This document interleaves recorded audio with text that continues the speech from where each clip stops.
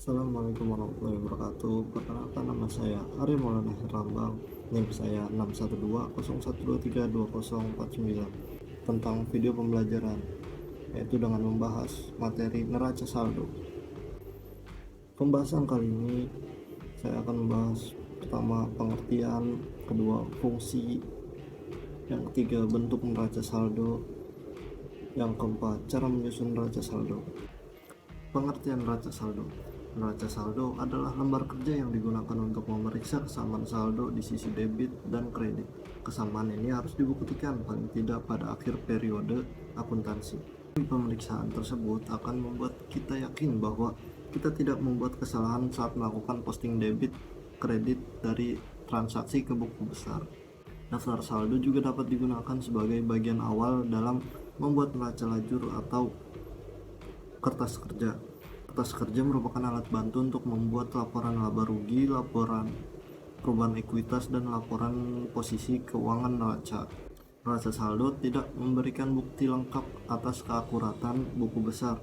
Trial balance hanya menunjukkan kesamaan jumlah sisi debit dan sisi kredit.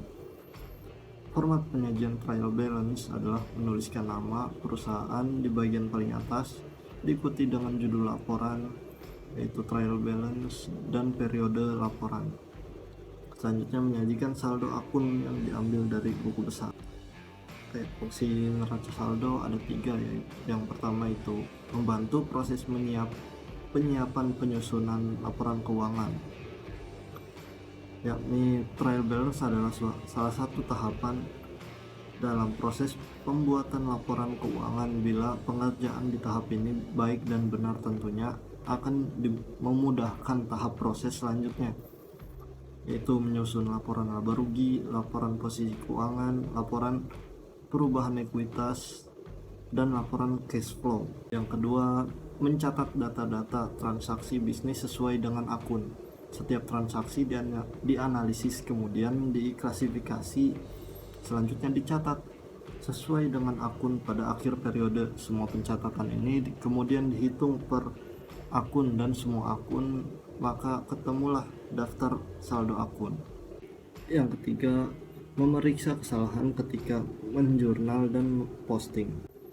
Salah satu cara paling efektif untuk menemukan kesalahan dalam buku besar adalah dengan menyiapkan trial balance, yakni ada 8 kesalahan yang dapat menyebabkan ketidaksamaan jumlah debit dan kredit trial balance. Kesalahan yang pertama yaitu kesalahan menjumlahkan kolom. Yang kedua, salah memasukkan angka-angka ke trial balance. Yang ketiga, saldo dimasukkan ke dalam lajur yang salah atau lupa dimasukkan. Yang keempat, kesalahan dalam hitung saldo. Yang kelima, saldo dimasukkan ke dalam akun yang benar namun kolom yang salah. Yang keenam, posting jumlah yang salah ke suatu akun. Yang ketujuh, debit diposting sebagai kredit atau sebaliknya. Yang kedelapan, lupa melakukan posting debit atau kredit.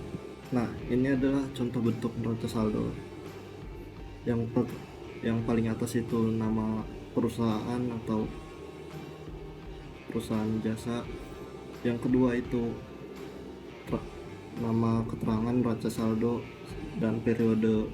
Di kolom pertama itu nomor akun sesuai dari buku besar itu, dan yang kedua itu nama akun, apa saja yang terdapat di dalam buku besar, nah dimasukkan ke neraca saldo ini.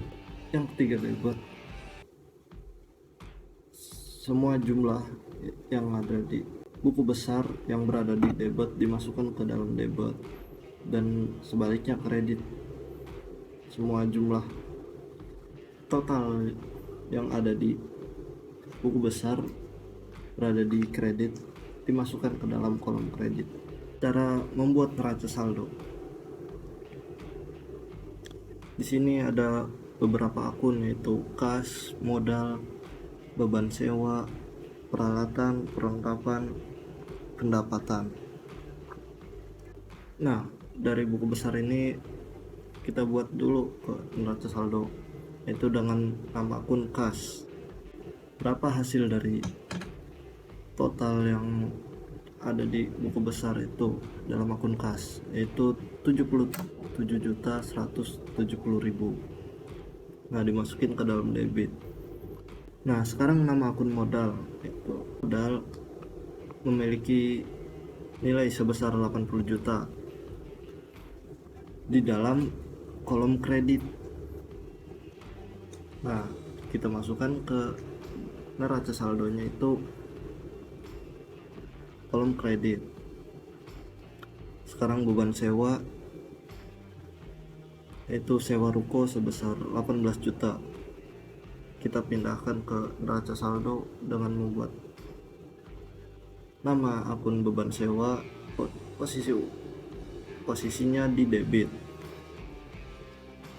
Yang selanjutnya peralatan, nama akun peralatan posisi